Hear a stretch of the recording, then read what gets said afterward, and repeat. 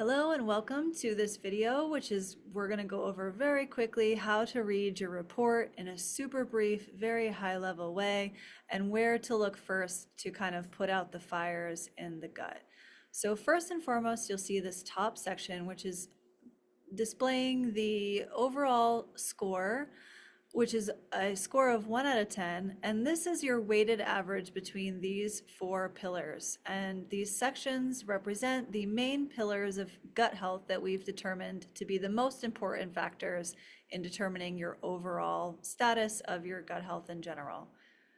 Microbiome diversity is essentially talking about how many different types of bacteria and fungi are present in your sample. The higher the microbiome diversity, the better, because in research that's been linked to better health outcomes and longevity.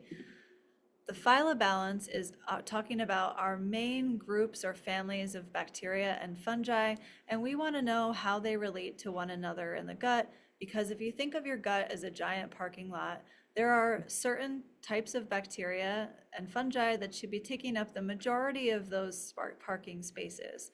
If something like proteobacteria, which should only be taking up a small portion of those parking spaces, is actually taking up 40% of those spaces, like we see here, we know we have problems. We know we have imbalances. Essentially, we want Bacteroidetes and Firmicutes to be taking up the majority of those parking spaces if we're thinking of our gut as a big parking lot, and we want Proteobacteria to only be taking up a small amount.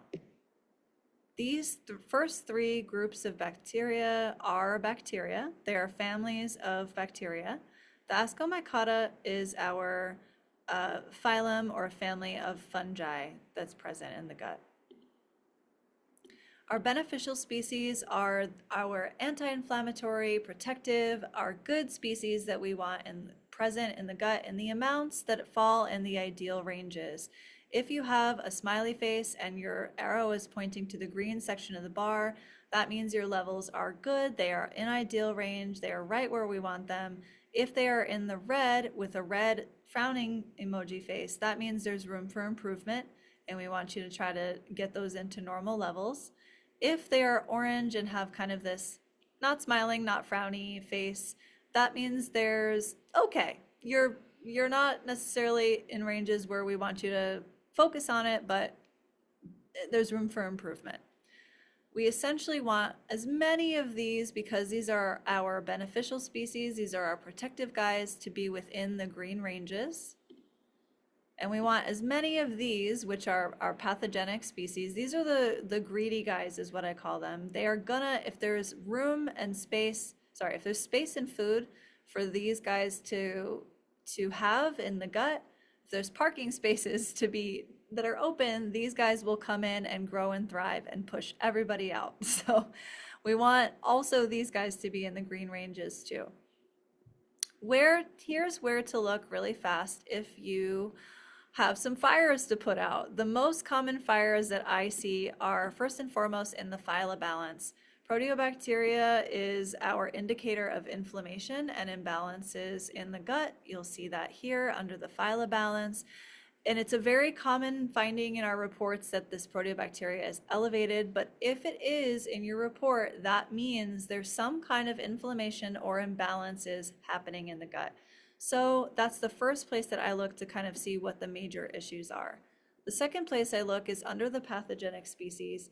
If any or several of these have red or orange faces, that's a place that you want to pay attention. So Candida albicans, Candida spp, Candida tropicalis, these are different types of Candida, and if they are high, which is also another common finding in our reports, we want you to pay attention to that. Citrobacter and H. pylori are other ones that you want to watch out for in your report. The last and final place that you should really pay attention to in your report is in the beneficial species. Even if you don't have elevated proteobacteria and if you don't have any or many of these pathogenic species out of range, but maybe you have digestive issues or skin issues or something else like that, you're going to find your answer probably in this section, the beneficial species.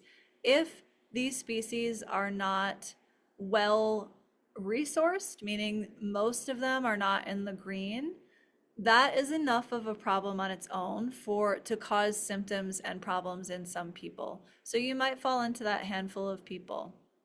So not having enough support, not having enough beneficial species, even if you don't have many or any pathogenic species overgrown or any proteobacteria that's high, not having beneficial species, enough beneficial species in and of itself is another common issue to look out for.